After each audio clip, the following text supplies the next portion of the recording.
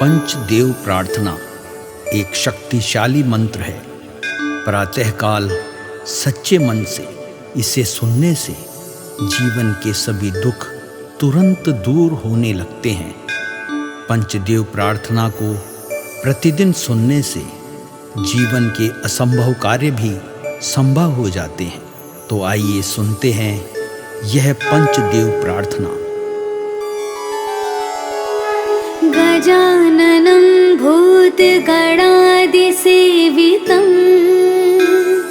कपित्थजम्बूफलचारुभक्षणम् उमासुतं शोकविनाशकारकं नमामि विघ्नेश्वर पादपङ्कजम्। कर्पूरगौरं करुणावतारं संसारसारं भुजगेन्द्रहारं सदा वसन्तं हृदयारविन्दे भवं भवानी सहितं नमामि। शान्ताकारं भुजगशयनं पद्मनाभं सुरेशं विश्वाधारं गगनसदृशं मेघवर्णं शुभांगं लक्ष्मीकान्तं कमलनयनं योगिभिर्ध्यानगम्यं वन्दे विष्णु भवभयहरं सर्वलोकैकनाथम्।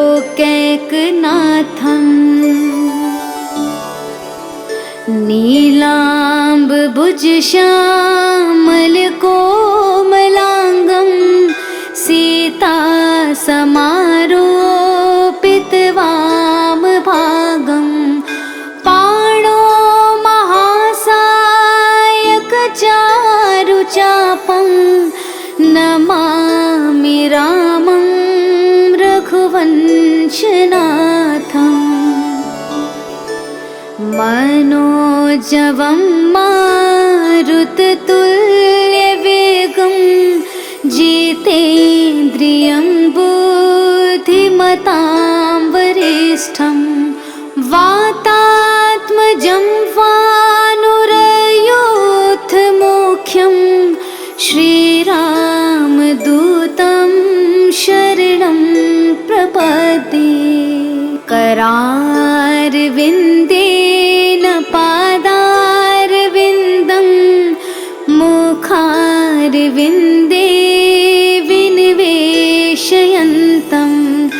वटस्य पत्रस्य पुटेश्यानं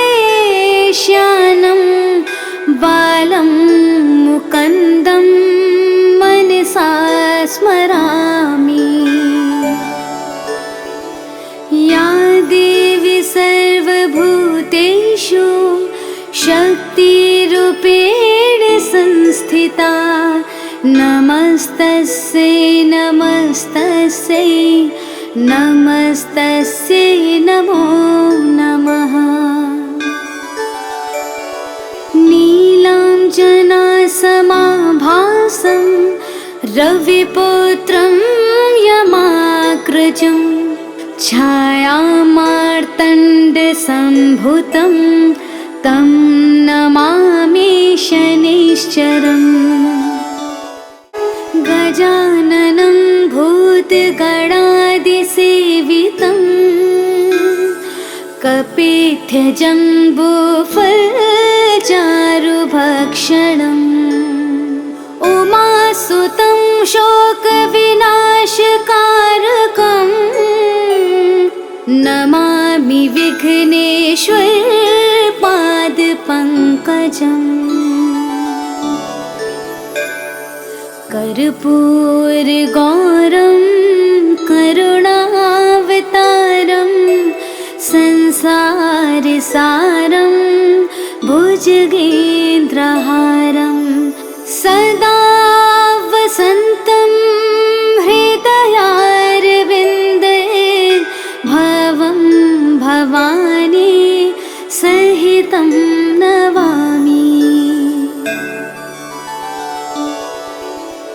शान्ताकारं भुजगशयनं पद्मनाभं सुरेशं विश्वाधारं गगनसदृशं मेघवर्णं शुभांगं लक्ष्मीकान्तं कमलनयनं योगिभिर्ध्यानगम्यं वन्दे विष्णु भवभयहरं सर्वलोकैकनाथम्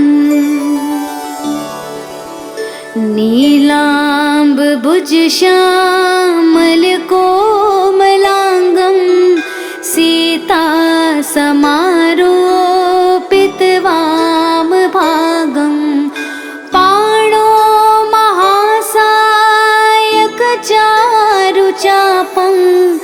नमामि रामं रघुवंशनाथम् मनोजवं मारुततुल्यवेगं जितेन्द्रियं बुद्धिमतां वरिष्ठं वातात्मजं वानुरयोधमुख्यं श्रीरामदूतं शरणं प्रपद्ये करारविन्देन पादारविन्दं मुखारविन्दे विनिवेशयन्तं वटस्य पत्रस्य पुटेश्यानं बालं मुकुन्दं मनसा स्मरामि। या देवी सर्वभूतेषु शक्तिरूपेण संस्थिता नमस्तस्यै नमस्तस्यै नमस्तस्यै नमो नमः।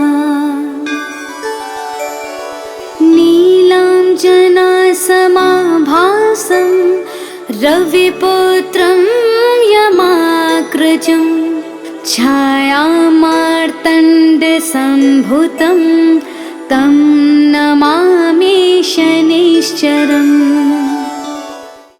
गजाननं भूतगणादिसेवितं कपिध्वजम्बूफलचारुभक्षणम् उमासुतं शोकविनाशकारकम्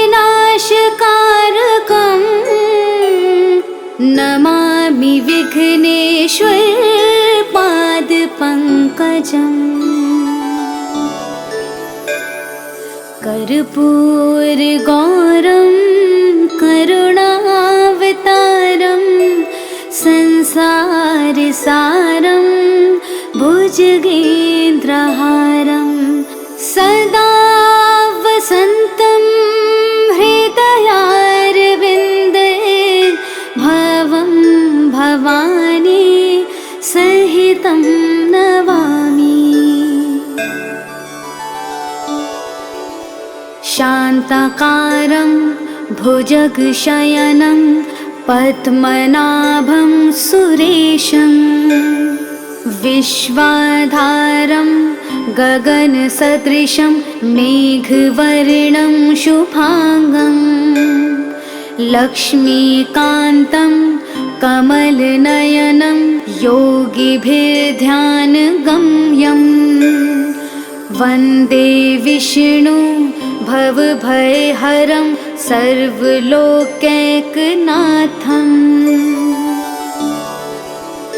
नीलाम्बुजश्यामलकोमलाङ्गं सीतासमारोपितवामभागं पाणो महासायकचारुचापं नमामि रामं रघुवंशनाथम् मनोजवं मारुततुल्यवेगं जितेन्द्रियं बुद्धिमतां बुद्धिमतां वरिष्ठं वातात्मजं वानुरयोऽथमुख्यं श्रीरामदूतं शरणं प्रपद्ये। करारविन्देन पादारविन्दं मुखारविन्दे विनिवेशयन्तं वटस्य पत्रस्य पुटेश्यानं बालं मुकुन्दं मनसा स्मरामि। या देवी सर्वभूतेषु शक्तिरूपेण संस्थिता नमस्तस्यै नमस्तस्यै नमस्तस्यै नमो नमः। नीलाञ्जनासमाभासं रविपुत्रं यमाग्रजं छायामार्तण्डसम्भूतं तं नमामि शनैश्चरम्।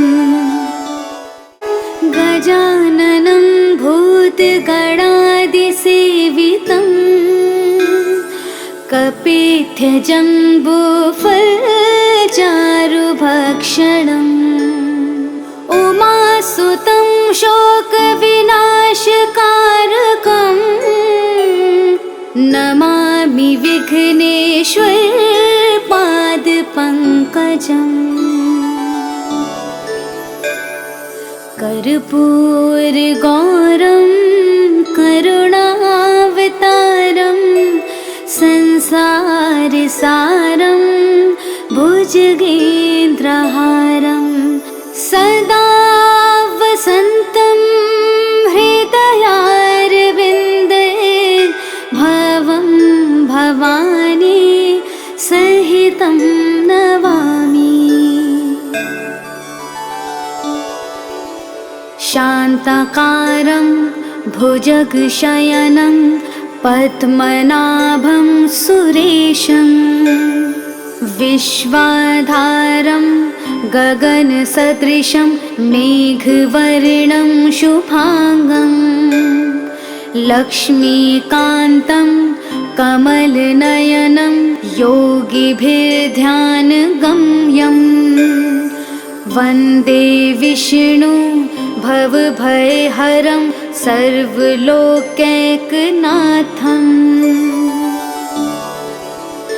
नीलाम्बुजश्यामलकोमलाङ्गं सीतासमारोपितवामभागं पाणो महासायकचारुचापं नमामि रामं रघुवंशनाथम्। मनोजवं मारुततुल्यवेगं जितेन्द्रियं बुद्धिमतां वरिष्ठं वातात्मजं वानुरयोऽथमुख्यं श्रीरामदूतं शरणं प्रपद्ये। करारविन्देन पादारविन्दं मुखारविन्दे विनिवेशयन्तं वटस्य पत्रस्य पुटेश्यानं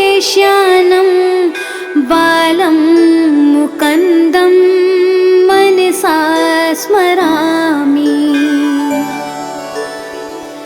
या देवी सर्वभूतेषु शक्तिरूपेण संस्थिता नमस्तस्यै नमस्तस्यै नमस्तस्यै नमो नमः। नीलाञ्जनासमाभासं रविपुत्रं यमाग्रजं छायामार्तण्डसम्भुतं तं नमामि शनैश्चरम् गजाननं भूतगणादिसेवितं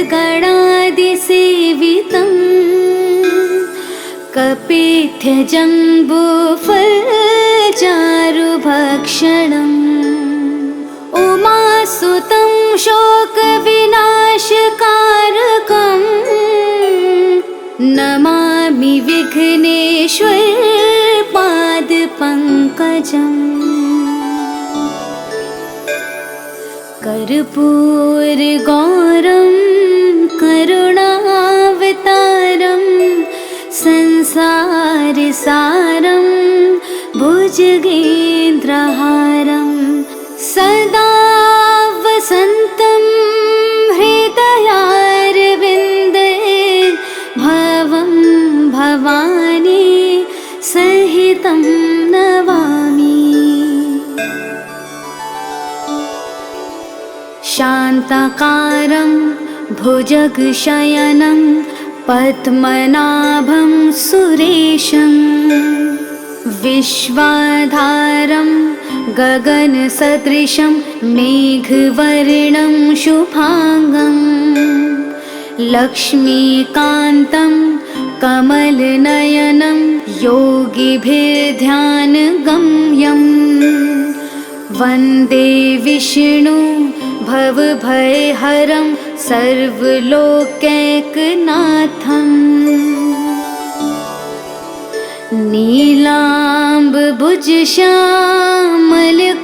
नीलाम्बुजश्यामलकोमलाङ्गं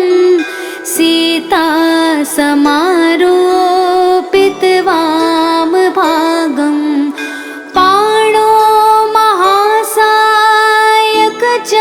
महासायकचारुचापं नमामि रामं रघुवंशनाथम् मनोजवं मारुततुल्यवेगं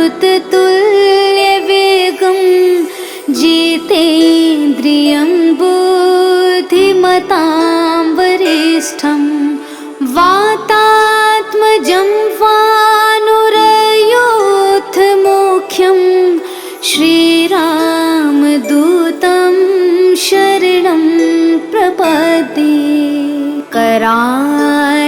करारविन्देन पादारविन्दं मुखारविन्दे विनिवेशयन्तं वटस्य पत्रस्य पुटेश्यानं बालं मुकुन्दं मनसा स्मरामि या देवी सर्वभूतेषु शक्तिरूपेण संस्थिता नमस्तस्यै नमस्तस्यै नमस्तस्यै नमो नमः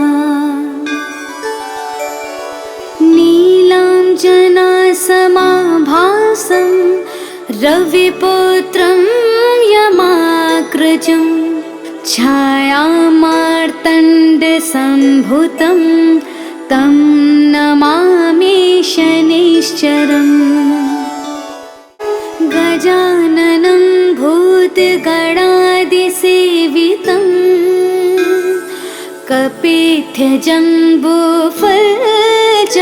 कपित्थजम्बूफलचारुभक्षणम् उमासुतं शोकविनाशकारकम् नमामि विघ्नेश्वरपादपङ्कजम् कर्पूरगौरं करुणावतारं संसारसारं भुजगेन्द्रहारं सदा वसन्तं हृदयारविन्दे भवं भवानी सहितं नमामि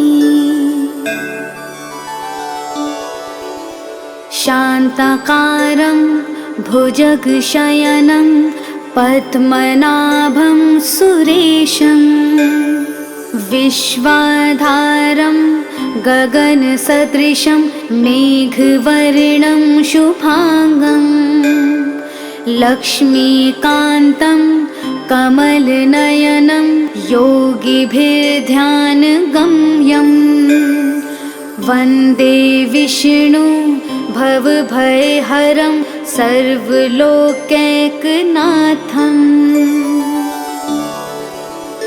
नीलाम्बुजश्यामलकोमलाङ्गं सीतासमारोपितवामभागं पाणो महासायकचारुचापं नमामि रामं रघुवंशनाथम् मनोजवं मारुततुल्यवेगं जितेन्द्रियं बुद्धिमतां वरिष्ठं वातात्मजं वानुरयोधमुख्यं श्रीरामदूतं शरणं प्रपद्ये करारविन्देन पादारविन्दं मुखारविन्दे विनिवेशयन्तं वटस्य पत्रस्य पुटेश्यानं बालं मुकुन्दं मनसा स्मरामि। या देवी सर्वभूतेषु शक्तिरूपेण संस्थिता नमस्तस्यै नमस्तस्यै नमस्तस्यै नमो नमः। नीलाञ्जनासमाभासं रविपुत्रं यमाग्रजं छायामार्तण्डसम्भुतं तं नमामि शनैश्चरम् गजाननं भूतगणादिसेवितं कपिध्वजम्बूफलचारुभक्षणम् उमासुतं शोकविनाशकारकम् नमामि विघ्नेश्वर पादपङ्कजम् कर्पूरगौरं करुणावतारं संसारसारं भुजगेन्द्रहारं सदा वसन्तं हृदयारविन्दे भवं भवानी सहितं नमामि। शान्ताकारं भुजगशयनं पद्मनाभं सुरेशं विश्वाधारं गगनसदृशं मेघवर्णं शुभांगं लक्ष्मीकान्तं कमलनयनं योगिभिर्ध्यानगम्यं वन्दे विष्णु भवभयहरं सर्वलोकैकनाथम्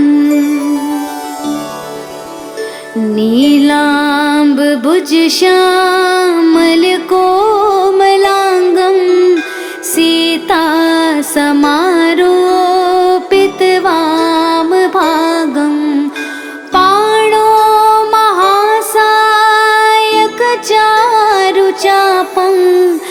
नमामि रामं रघुवंशनाथम्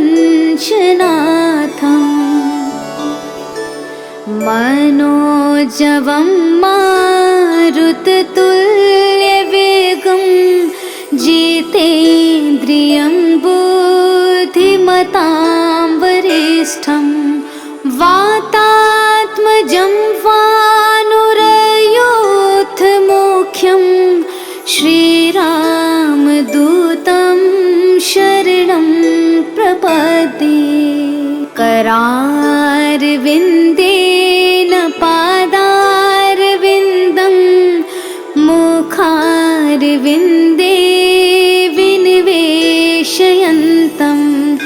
वटस्य पत्रस्य पुटेश्यानं बालं मुकुन्दं मनसा स्मरामि। या देवी सर्वभूतेषु शक्तिरूपेण संस्थिता नमस्तस्यै नमस्तस्यै नमस्तस्यै नमो नमः।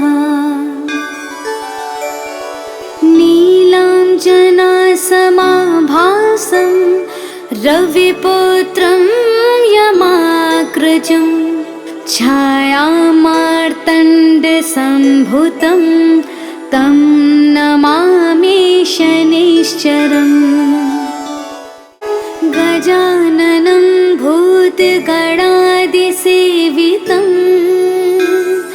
कपित्थजम्बूफलचारुभक्षणम् उमासुतं शोकविनाशकारकं नमामि विघ्नेश्वरपादपङ्कजम्। कर्पूरगौरं करुणावतारं संसारसारं भुजगेन्द्रहारं सदा